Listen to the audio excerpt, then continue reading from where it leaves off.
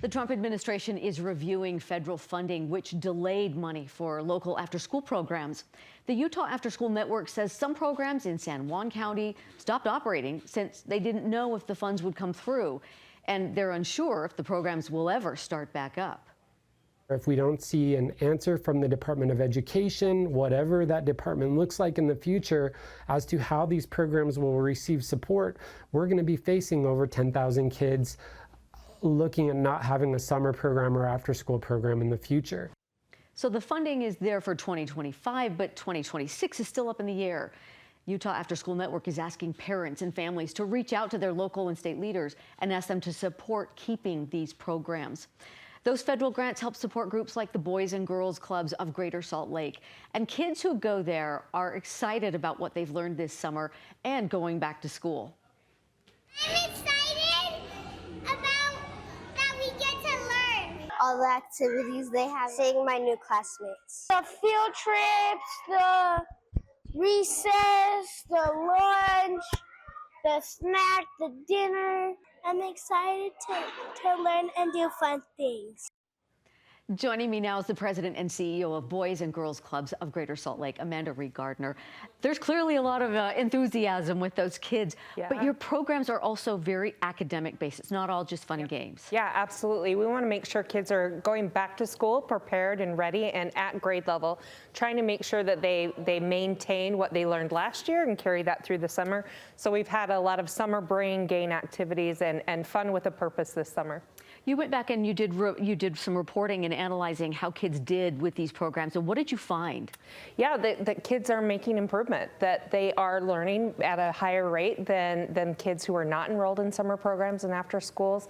We're really learning that it's the hands-on application outside of the classroom that makes the stuff stick. And that's really exciting.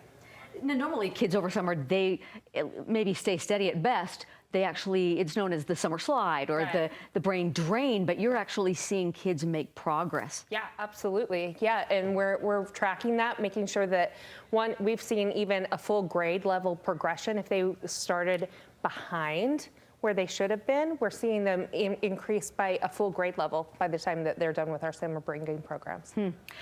You're relieved, I would imagine, to get the federal funding, at least that was coming for this year. Yeah, the 21st Century Funds specifically aren't affected in Greater Salt Lake for Boys and Girls Clubs, but many Boys and Girls Clubs across the state and around the country as well rely on those for 2025. We're looking forward for 2026 and future funding opportunities. So it's a relief for many of our colleagues in the after-school world, but we're really looking at that for future opportunities as well.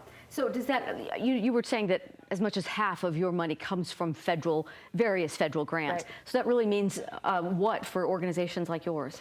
Yeah, that we can't rely 100% or even 50% or 40% on just federal funds. That it's also a community-wide effort in the private sector. We need increased support from our individuals, corporations, foundations to really step up and support those programs when those federal dollars are at risk. But then also looking at ways that we can do that at the state level.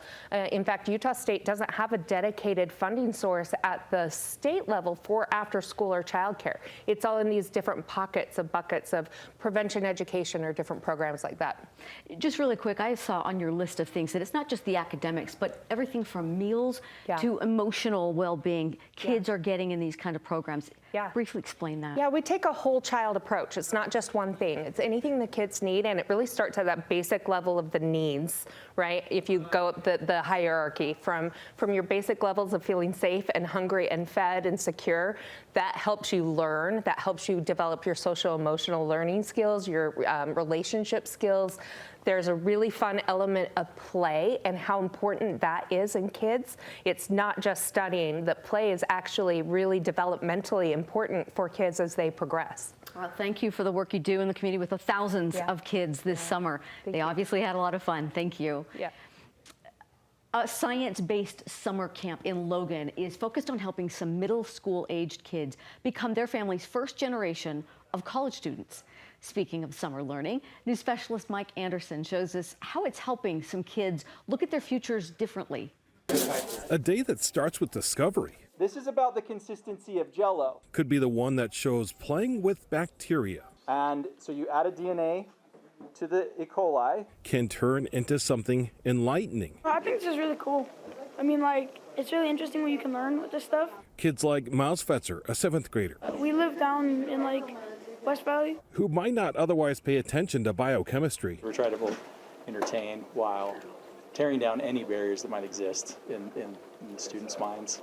The college is not for them. Dr. Ryan Jackson says he gained an interest in this field when he was around the same age. I think one of my favorite classes was 7th grade science class. They had a pretty dynamic teacher. The hope is that these kids can also see that light come on. All right, so he has the lid open, so go ahead and pop the lid off this. Even if it's not in science. You did good. That was a really good one. To learn what a bachelor's or even an advanced degree could have to offer. I want you to feel like that you could succeed at this, that you could make it. But what's called the Gear Up program Stands for Gaining Early Awareness and Readiness for Undergraduate Programs. is aimed specifically at kids who may become the first in their families to attend college. The whole goal is to help students get to college and then succeed once they're there. Even if it's not something they're actively thinking about. No, I haven't. I mean, like, there's a few colleges that are like standing out there, but I'm not sure. That was Mike Anderson reporting. Kids also got an up-close look at Aggie ice cream, Aggie chocolate, both tasty treats that fall under the life sciences umbrella. Sign me up for that program. Up next, hitting snooze and staying up late. Why experts say now is the time to get our kids back in a bedtime routine and some ways to make it less painful. Plus, a Utah school bus driver doubles as a hairstylist for one of her students. How that small act of kindness turned into a lifelong friendship.